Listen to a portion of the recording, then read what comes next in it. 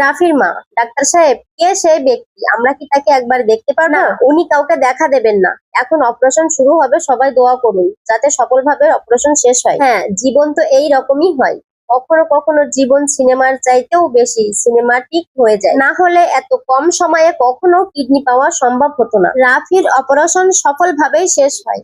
সাদিয়ার ভালোবাসা হারিয়ে যায়নি, ভাগ্যবতীর সহায়তায় রাফি বেঁচে গেছে। প্রায় 10 দিন পর আজকে ভার্সিটিতে এসেছে সাদিয়া, তুর্য, দিনা এবং হাফসা। রাফি ধীরে ধীরে সুস্থ হয়ে উঠেছে, কিন্তু মাহিনের কোনো খবর নেই। রাফিকে দেখতেও যায়নি হসপিটাল। সাদিয়াও রাগ করে আর ফোন দেয়নি। ক্লাস শেষে আড্ডা দিচ্ছে সবাই, অনেক দিন আড্ডা দেওয়া হয় না। হঠাৎ একটা ছেলে আসলো ওদের কাছে, হাতে একটা ডায়েরি। ছেলেটা বলল, আপনাদের মধ্যে সাদিয়া আপু। সাদিয়া, আমি সাদিয়া।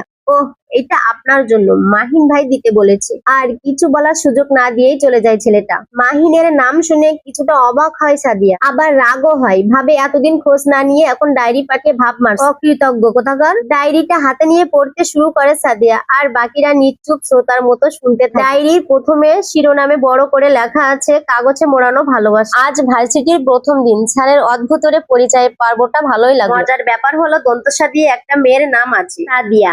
মজার ব্যাপার বলছি কেন, দন্তস্ব অক্ষরটা আমার খুব। মেয়েটাকে আর চোখে একবার দেখলাম, কত কিউট, তাই ভাবলাম একটু রাগিয়ে পরিচয় তুই করে বলাতে মেয়েটা যা ঘাবড়ে গেছে, হা হা। এরপর যখন পেতনি বললাম মেয়েটা, সে কি রাগ। মেয়েটা আমাকে দেখলে এত রাগ করে কেন? বন্ধুর সাথে কেউ এমন ব্যবহার করে? ভুলে না হয় একবার পেতনি বলেই ফেলছি।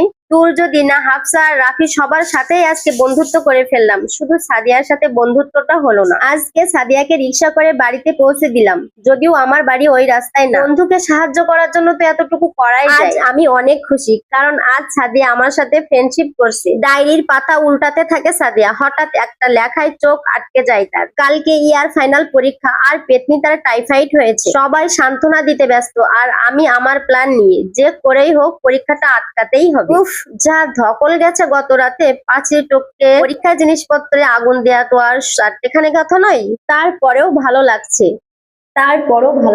এটা ভেবে যে পরীক্ষাটা পিছিয়ে গেছে।